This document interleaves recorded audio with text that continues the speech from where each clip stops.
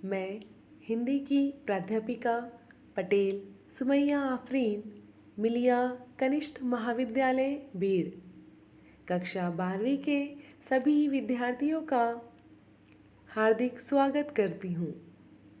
बच्चों, आज हम कक्षा 12वीं का चौथा पाठ आदर्श बदला ये पढ़ेंगे। आदर्श बदला ये एक कहानी है। इसके लेखक है सुदर्शन जी। बच्चों, सबसे पहले हम ये देखेंगे बदला क्या होता है, बदले का तात्पर्य क्या है। कोई हमें एक थप्पड़ मारे तो हम भी उसे एक थप्पड़ मार देते हैं, या किसी ने हमें बहुत परेशान किया है तो हम भी उसे परेशान कर देते हैं। ऐसा नहीं बच्चों, बदले का तात्पर्य यह नहीं होता। आप उस बदले को इस प्रकार चुकाए कि सामने वाला आपके समक्ष घुटने टेक दे। आज हम एक ऐसी ही कहानी आदर्श बदला पढ़ने जा रहे हैं। पाठ आदर्श बदला, जिसके लेखक है सुदर्शन जी। सबसे पहले हम लेखक परिचय पढ़ेंगे। सुदर्शन जी का जन्म 29 मई 1895 को सियालकोट में हुआ। आपका वास्तविक नाम बद्रीनाथ है। आपने प्रेमचंद की लेखन परंपरा को आगे बढ़ाया है। साहित्य सृजन के अतिरिक्त आपने हिंदी फिल्मों की पटकथाएं और गीत भी लिखे। हार की जीत आपकी प्रथम कहानी है। आपका निधन 9 मार्च 1967 में हुआ। प्रमुख कृतियाँ: पुष्पलता, सुदर्शन सुधा, तीर्थयात्रा, पनघट, कहानी संग्रह, सिकंदर, भाग्यचक्र, नाटक, भगवती, उपन्यास, आनर्री, मैजिस्ट्रेट, प्रहसन आदि। विधा परिचय: कहानी भारतीय साहित्य की प्राचीन विधा है। कहानी जीवन का मार्गदर्शन करती है, जीवन के प्रसंगों को उद्घाटित करती है, मन को बहलाती है। पाठ परिचय: प्रस्तुत पाठ में लेखक ने बदला शब्द को अलग ढंग से व्याख्यायित करने का प्रयास किया है। यदि वह बदला किसी के मन में उत्पन्न हिंसा को समाप्त कर उसे जीवन का सम्मान करने की सीख देता है तो वो आदर्श बदला कहलाता है।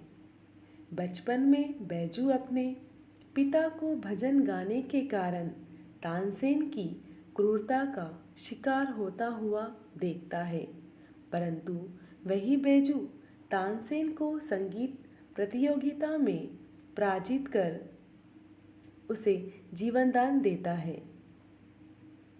और संगीत का सच्चा साधक सिद्ध होता है। कलाकार को अपनी कला पर अहंकार नहीं करना चाहिए। कला का सम्मान करना कलाकार का परम कर्तव्य होता है। यह कहानी में बैजू एक बच्चा रहता है, वो भी बदला लेने की सारी चीज़ें सोचता है। मेरे पिताजी को मारा गया है तो मैं भी बड़ा होकर सामने वाले को मार डालूँगा। लेकिन बैजू को एक अच्छा गुरु मिल जाता है तो वो उस बदले को आदर्श बदले में बदल देता है। आदर्श बदला ये कहानी पढ़ना आरंभ करते हैं। प्रभात का समय था। आसमान से बरसती हुई प्रकाश की किरणें संसार पर नवीन जीवन की वर्षा कर रही थी। 12 घंटों के लगातार संग्राम के बाद प्रकाश ने अंधेरे पर विजय पाई थी। इस खुशी में फूल झूम रहे थे, पक्षी मीठे गीत गा रहे थे, पेड़ों की शाखाएं खेलती थी और पत्ते तालियां बजाते थे। चारों तरफ खुशियां झूमती थी, चारों तरफ गीत गूंजते थे। इतने में साधुओं की एक मंडली शहर के अंदर दाखिल हुई। उनका ख्याल था मन बड़ा चंचल है, अगर इसे काम ना हो तो इधर उधर भटकने लगता है और अपने स्वामी को विनाश की खाई में गिराकर नष्ट कर डालता है। इसे भक्ति की जंजीरों से जकड़ देना चाहिए। शब्दार्थ: संग्राम, लड़ाई, जकड़ना, कसकर बांधना। प्रस्तुत परिच्छेद में सुबह के वातावरण को प्रस्तुत किया गया है कि किस तरह रात के अंधेरे के बाद सुबह की रोशनी फैलती है। रोशनी फैलने के बाद उसकी खुशी में कौन कौन शामिल हो रहे हैं। फूल झूम रहे हैं, पक्षी चहचहा रहे हैं, पेड़ की शाखाएं हिलडुल रहे हैं, पत्ते हिलडुल रहे हैं, जैसे कि तालियां बजा रहे हो। चारों तरफ खुशी का वातावरण है, संगीतमय वातावरण बना हुआ है। ऐसे समय ही जो है साधुओं की एक मंडली शहर में आती है, जिनका मानना है मन बहुत चंचल है, उसे काम ना हो तो वो भटकता है और मन ही विनाश की खाई में गिराकर अपने मालिक को नष्ट कर देता है।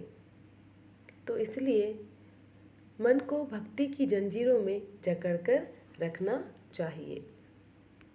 चलिए बढ़ते हैं अगले परिच्छेद की ओर। सुमर सुमर भगवान को, मूर्ख मत खाली छोड़ इस मन को।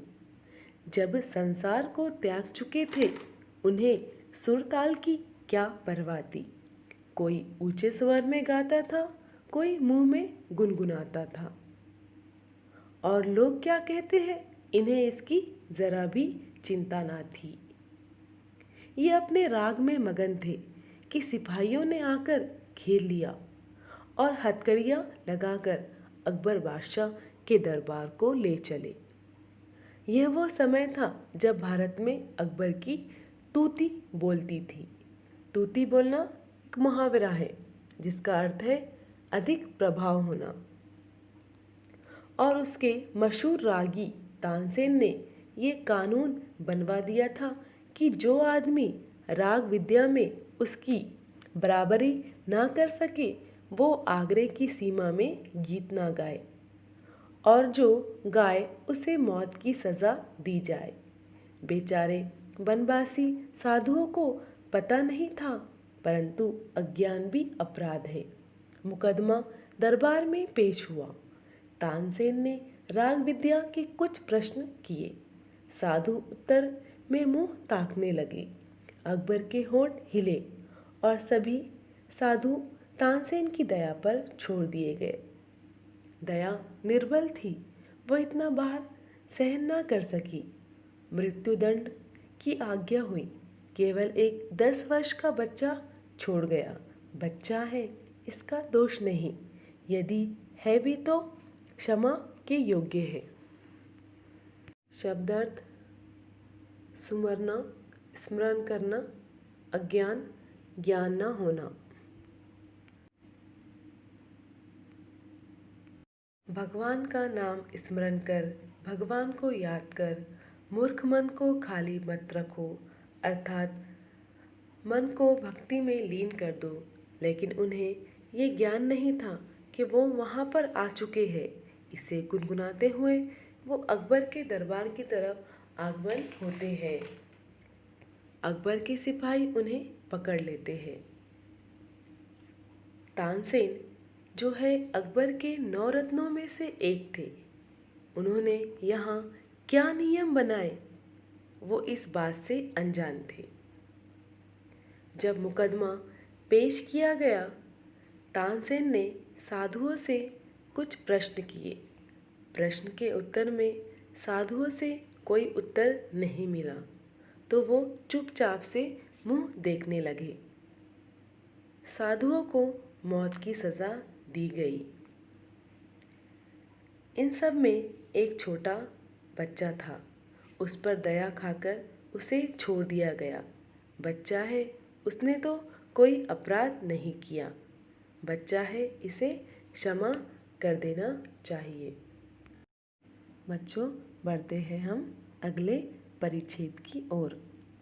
बच्चा रोता हुआ आगरे के बाजारों से निकला और जंगल में जाकर अपनी कुटिया में रोने तड़पने लगा। वो बार बार पुकारता था, बाबा तू कहाँ है? अब कौन मुझे प्यार करेगा? कौन मुझे कहानियाँ सुनाएगा? लोग आगरे की तारीफ करते हैं, मगर इसने मुझे तो बर्बाद कर दिया।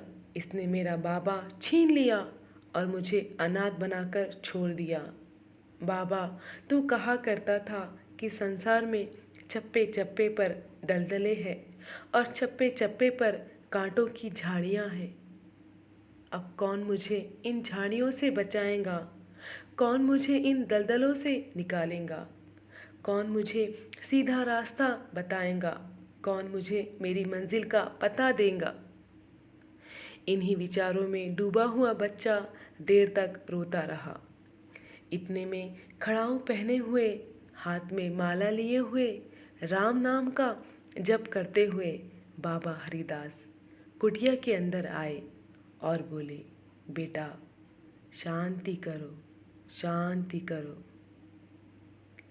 बैजू उठा और हरिदास जी के चरणों से लिपट गया।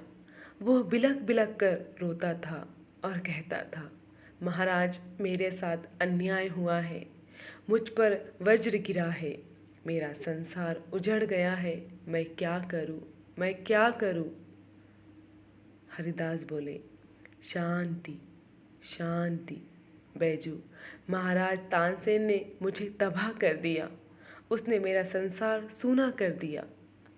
हरिदास, शांति शांति। बैजू ने हरिदास के चरणों से और भी लिपट कर कहा, महाराज शांति जा चुकी है, अब मुझे बदले की भूख है, अब मुझे प्रतिकार की प्यास है, मेरी प्यास बुझाइए। हरिदास ने फिर कहा, बेटा शांति शांति। इस परिच्छेद में बच्चा रोता है, बिलखता है, उसके बावजूद भी बाबा हरिदास उसे शांत रहने के लिए कहते हैं। बैजू ने करुणा और क्रोध की आंखों से बाबा जी की तरफ देखा। उन आंखों में आंसू थे और आहें थी और आग थी। जो काम जबान नहीं कर सकती उसे आंखें कर देती है, और जो काम आंखें भी नहीं कर सकती उसे आंखों के आंसू कर देते हैं। बैजू ने ये दो आखिरी हथियार चलाए, सिर झुकाकर खड़ा हो गया। हरिदास के धीरज की दीवार आंसुओं की बौछार ना सह सकी और कांपकर गिर गई। उन्होंने बैजू को उठाकर गले से लगाया और कहा, मैं तुझे वो हथियार दूंगा जिससे तू अपने पिता की मौत का बदला ले सकेगा। बैजू हैरान हुआ, बैजू खुश हुआ, बैजू उछल पड़ा। उसने कहा, बाबा आपने मुझे खरीद लिया, आपने मुझे बचा लिया, अब मैं आपका सेवक हूँ। हरिदास, मगर तुझे 12 बरस तक तपस्या करनी होगी, कठोर तपस्या, भयंकर तपस्या। बैजू, महाराज आप 12 बरस कहते हैं, मैं 12 जीवन देने को तैयार हूँ। मैं तपस्या करूँगा, मैं दुख झेलूँगा, मैं मुसीबतें उठाऊँगा, मैं अपने जीवन का एक एक क्षण आपको भेंट कर दूँगा। मगर क्या इसके बाद मुझे वो हथियार मिल जाएगा जिससे मैं अपने बाप की मौत का बदला ले सकूं? हरिदास, हाँ मिल जाएगा। बैजू, तो मैं आज से आपका दास हूँ। आप आज्ञा दे, मैं आपकी हर आज्ञा का सिर के साथ दिल झुकाकर पालन करूँगा। बैजू बहुत ही आवेश में आ चुका था। उसने कहा, बाबा आप मुझे वो हथियार सिखा दे जिससे मैं अपने पिताजी की मौत का बदला ले सकूं। लेकिन रोते हुए बच्चे को बहलाने के लिए बाबा हरिदास ने ये तो कह दिया कि मैं तुझे वो हथियार दूंगा, लेकिन वो इस बदले का उपाय ये नहीं चाहते थे कि मौत के बदले मौत ही कहानी में हम आगे पढ़ेंगे बाबा हरिदास ने किस प्रकार से बैजू के जीवन में बदलाव किया। अगले वीडियो में हम बाकी परिच्छेद पढ़ेंगे।